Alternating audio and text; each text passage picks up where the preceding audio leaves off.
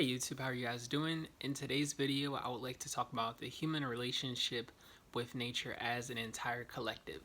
So basically, I wanted to make this video because yesterday was World Ocean Day, and I was just like walking through one of these hikes in the area. It's an oceanside hike, and something interesting really happened. As I'm walking down the hike, there's this family, and they're walking, and the dad's in the front, the mom's in the back, and all of a sudden the dad like jumps back and he's like, oh my gosh, like there are these copperheads right here. So automatically what he does is he gets his cell phone out and he calls the park ranger, and the park ranger's like, oh, they're harmless. Basically, they're pretty much recluse most of the time, but they're probably just crossing from one side to the other side.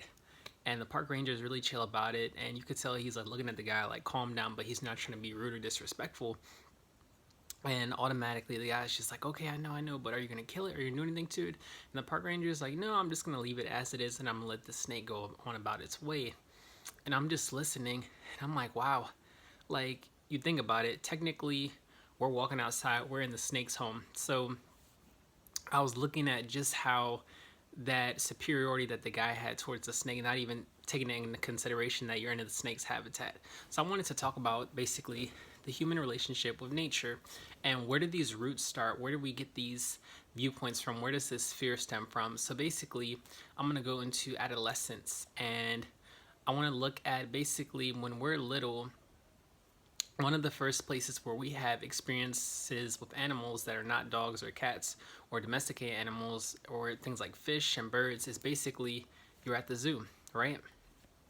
So you're at the zoo, you're looking at tigers, zebras, sometimes you'll see a gorilla in the zoo. We have pandas in our local zoo, and one thing that I notice is, and you guys may have not thought about this or noticed it, and some of you may have, when you're looking at the animal, where is it? You're looking at the animal, and the animal's behind a cage. The animal is basically restricted, right? So this animal's in a cage, and where are you? You're roaming freely. So that right there is just something, that isolation, that separation that the animal has from the entire world, when technically that animal should have just as much freedom as we do. So you're looking at this animal, you're watching it. Maybe you might say, why is it just sitting there? Why isn't the animal moving? You might poke on the glass, and you want these reactions to come out from this animal, whereas not even taking into consideration, okay, this animal may have been in this cage for hours. This animal may be used to grazing in terms of its genetics. This animal may want to catch its game or its food, but all these things have been taken away. There lies the separation right there. That animal's in a cage, you're watching the animal. That animal doesn't have the same freedom that you have, right? So in that case, you make the generalization, even it can be subconsciously, you may not think about it up front, but that you have more freedom than the animal, you have more privilege than the animal, right? So then we're going to talk about generalizations. A lot of the times when you're learning and you're reading these different things, you may hear people talk about bears, and they say, oh, if a bear's chasing you, don't run. And a lot of this fear starts to develop from animals. Oh, mountain lions can attack you, they can kill you, snakes bite you. And it's just like, okay, a lot of the times if you listen to all these things, they're building up this fear, right? Not even thinking about, okay, a lot of the times some of these animals may be dangerous, but at the same time, as human beings, if we're walking through their habitat, we're hiking in the woods, we should be aware of these things. The form relationships as a result from all of these things, you end up with a lack of empathizing, a lack of sympathizing. So a lot of these animal species are becoming endangered and they're dying out.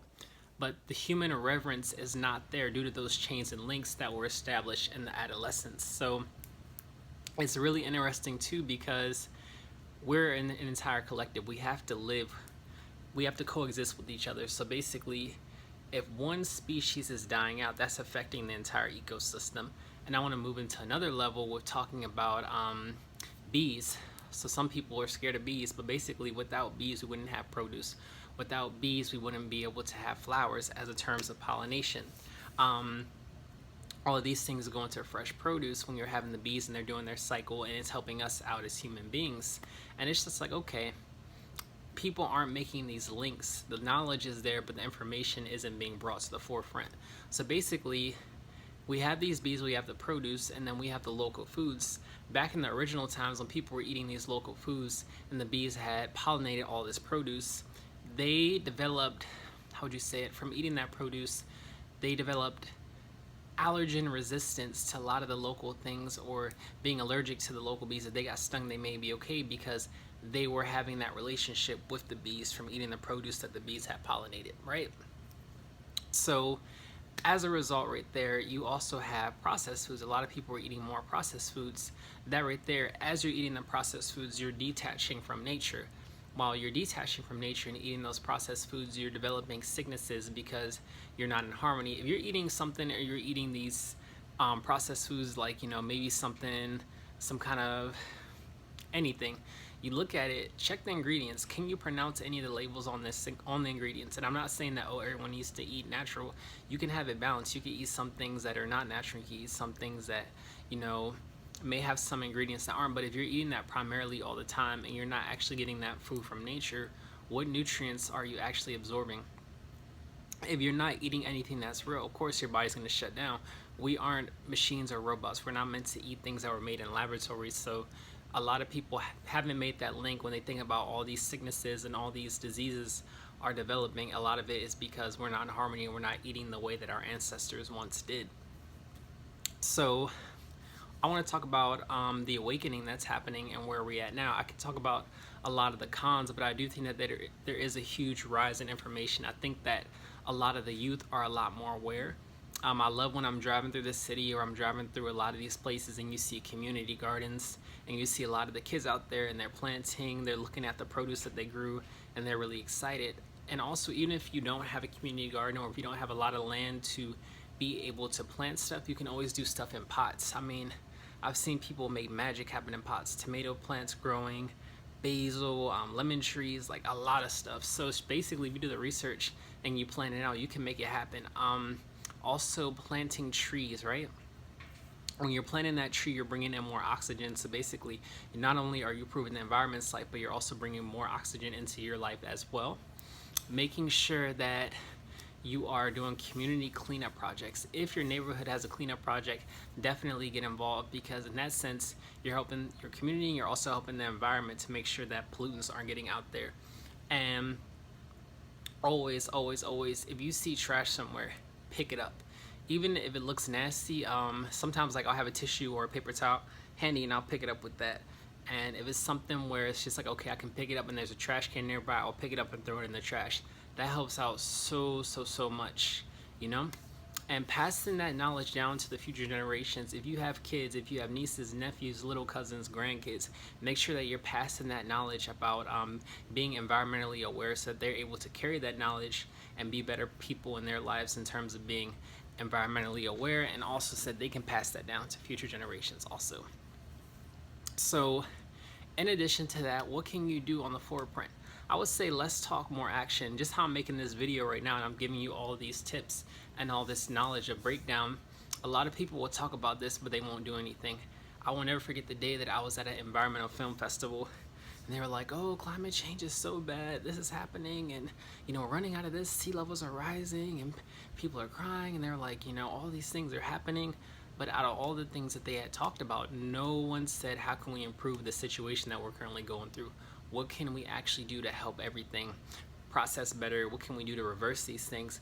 No one even acknowledged the current progress that has been made, because there has been a lot of progress that has been made. People have been doing a lot of amazing things to help out the environment. There are a lot of leaders and volunteers, people on the forefronts, people behind the scenes. So I feel like you can talk the talk, but make sure that you're walking that walk at the same time. Make sure that you're putting that action into the forefront.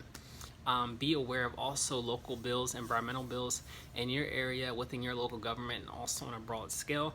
A lot of the times there are petitions that you can sign online.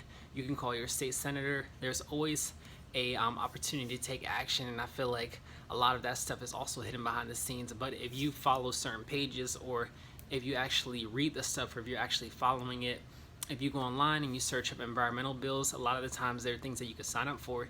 And I've signed up for a few, and then like maybe a couple weeks later I'll get an email, thank you so much for your petition, this bill has been approved and passed. And I'm like, nice, that's what's up, to see that what you're actually doing and when you're signing off on things, it is making an impact. So you guys, please like and subscribe. Let me know what you think, and also let me know your tips down below that you have about being environmentally aware and the human relationship with nature. In the meantime, peace.